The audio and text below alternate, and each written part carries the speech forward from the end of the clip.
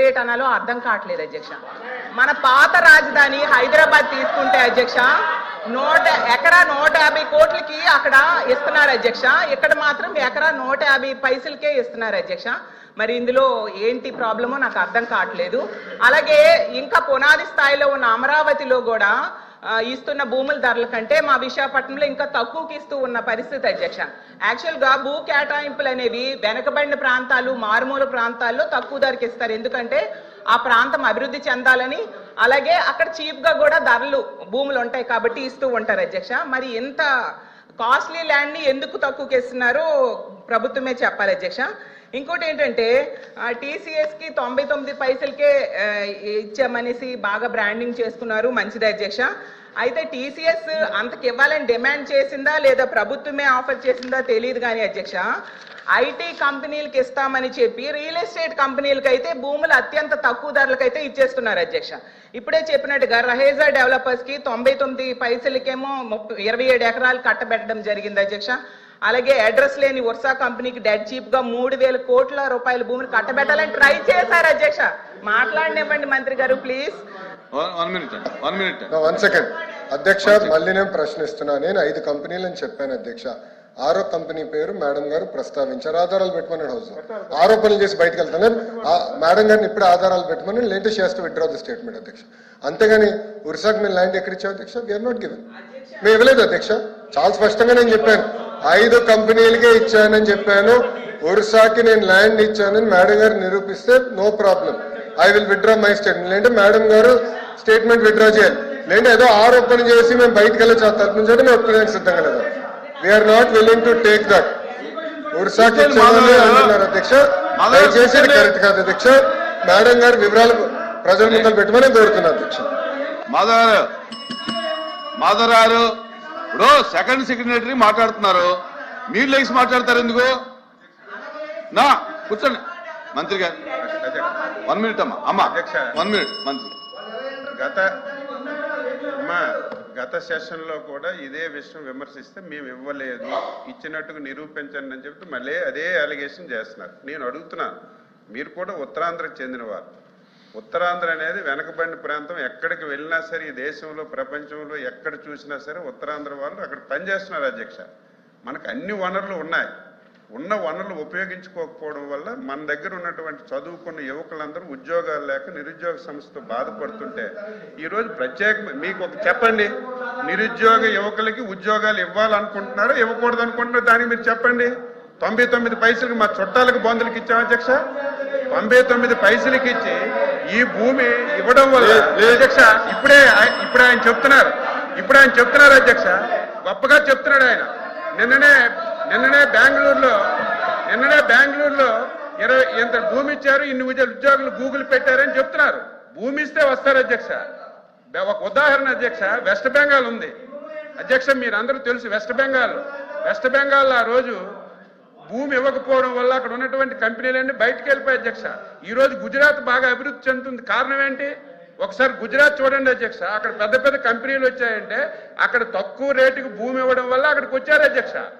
ఈ రోజు ఉత్తరాంధ్ర వెనకబడి ఉంది. ఆ ప్రాంతానికి ఎక్కువ మందికి ఉపాధి కల్పాలి, ఉద్యోగాలు కావాలని దృష్టి పెట్టి పాలు ఏలు పెట్టుకుని పెడుతుంటే దాన్ని హర్షించవలసింది పోయి అభినందించవలసింది పోయి దాన్ని కూడా విమర్శిస్తున్నారు అధ్యక్ష. దీన్ని మీరు ఖండించాలి ఈరోజు స్పష్టంగా అధ్యక్ష. లేని విషయాన్ని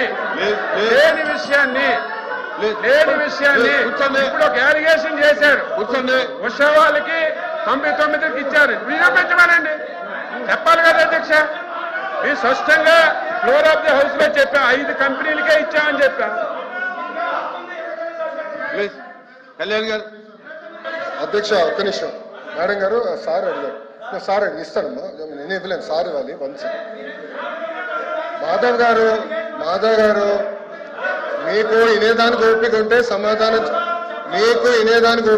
సమాధానం చెప్పేదానికి సిద్ధంగా ఉన్నాం. మీకు వినేదానికి ఓపిక లేకపోతే నేను సమాధానం చెప్పలేను. ఎందుకు అరుస్తున్నారు అధ్యక్ష? మైకు మీరు ఇస్తారు, మాట్లాడచ్చు అధ్యక్ష. ఎందుకు అరుస్తున్నారో నాకు అర్థం అవట్లేదు అధ్యక్ష. దయచేసి కూర్చోండి, ఎందుకు కంగారు పెడుతున్నారు? ఒక్క నిమిషం, సమాధానం చెప్పమంటారా వద్దా? ప్లీజ్ కూర్చోండి. మాధవ్ గారు మీరు అడిగిన ప్రశ్నకి సమాధానం చెప్పమంటారా వద్దా? ప్లీజ్ దయచేసి మెంబర్స్ కూర్చోండి. నేను సమాధానం చెప్పినాను సార్. రావులా కూర్చోండి, మీ సీట్లో కూర్చోండి. రావులా సార్ మళ్ళీ ప్లీజ్ నేను కూర్చోండి.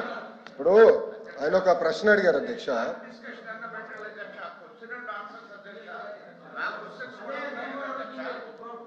అధ్యక్ష ఇప్పుడు అధ్యక్ష నన్ను సమాధానం చెప్పాలి అధ్యక్ష, ఎందుకంటే మంత్రి గారు మాట్లాడతారు. కూర్చోండి వీర్రాజు గారు కూర్చోండి. అధ్యక్ష కూర్చోండి ప్లీజ్ మెంబర్స్ కూర్చోండి. ప్లీజ్ మెంబర్స్ కూర్చోండి. అమ్మా 2000 మాట్లాడదు కూర్చో. అధ్యక్ష ఇప్పుడు అడిగిన ప్రశ్నకి నేను సమాధానం చెప్తున్నాను. ఓకే మీరు అడిగారు ఇంకా కొన్ని కంపెనీలు ఆంధ్ర రాష్ట్రానికి తీసుకురండి, లేదంటే పక్క రాష్ట్రాలకు వెళ్తున్నాయి. ఎస్, ఇప్పుడు ఈరోజు భారతదేశంలో 100 రూపాయలు పెట్టుబడి వస్తే దాంట్లో సుమారుగా 25.3 రూపాయలు ఆంధ్ర రాష్ట్రానికి వస్తున్నాయి. 25 పూర్తి చేయండి సార్. కూర్చో స్వామి, సార్ వినవా స్వామి. అదే గురుగారు ఇప్పుడు ఓకే మరో సభ్యులు ఒకటి ఆలోచించాలి అధ్యక్ష. ఇప్పుడు ఒకసారి ఆలోచించాలి అధ్యక్ష. ప్లీజ్ మాధవ్ గారు లెక్కల్లోకి వెళ్తే 151 11 అయినాయి. టీమ్ 11 తయారైంది. అది కూడా మాట్లాడదామా, డిస్కస్ చేద్దామా? ఓకే మీ సీన్ రిపీట్ అవుతుంది, ఎందుకు కంగారు పడుతున్నావు అధ్యక్ష? ఇప్పుడు ఇట్లా వెళ్తే ఆనాడు హెరాస్ చేయలేదు అధ్యక్ష. 2019 నుంచి 24 వరకు మోహన్ దాస్ పై గారు ఏమన్నారు? There is economic terrorism in Andhra Pradesh అన్నారు. మీరు ఇట్లానే అమర్ రాజా బ్యాటరీని హెరాస్ చేస్తే వాళ్ళు వెళ్ళి ఎక్కడ పెట్టుబడులు పెట్టారు? తెలంగాణ రాష్ట్రంలో పెట్టుబడి పెట్టారు. వెళ్ళలేదు. ఎక్కడికి వెళ్ళి నాక్సిలర్ మిత్తల్ ఎందుకు ఎక్కడికి వెళ్ళింది? మాధవ్ గారు మీరు వాస్తవాలు తెలియకుండా మీరు మాడటం కరెక్ట్ కాదు. ఆర్సిలర్ మిత్తల్ ప్రాజెక్ట్ ఉత్తరాంధ్రకు వస్తుంది. మేము భూములు కేటాయించాం, ఎన్వైరన్మెంటల్ క్లియరెన్స్ చేయించాం. పక్క రాష్ట్రాల్లో 10 సంవత్సరాల ప్రాజెక్ట్ ముందరికి వెళ్ళకపోతే ఇక్కడ ఉన్న మా మంత్రి టీజీ భరత్ గారి నాయకత్వంలో 16-17 నెలల్లో వాళ్ళని తీసుకొచ్చాం. That is going to be India's largest steel plant. ఒక విశాఖపట్నంలో 2వ స్టీల్ సిటీ మేము కట్టబోతున్నాం. ఎందుకు కంగారు పడుతున్నారు? ఎందుకు అధ్యక్ష? అన్ని ప్రశ్నలు సమాధానం చెప్తున్నా. మాధవ్ గారు కొంచెం బీపీ ఎక్కువైంది, బీపీ బిల్ ఇవ్వండి, కొంచెం కామ్గా ఉంటారు. ఇప్పుడు ఆయన గూగుల్ గురించి ఒక ప్రశ్న అడిగారు అధ్యక్ష.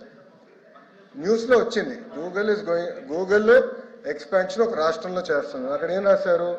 చాలా స్పష్టంగా ఆఫీసు అద్దెకి తీసుకుంటున్నారు అని వాళ్ళు చెప్పారు.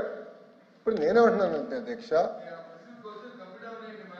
నన్ను పూర్తి చేయమంటారా? ఎల్ఓపి గారు, you can not dictate terms. Let me answer my question.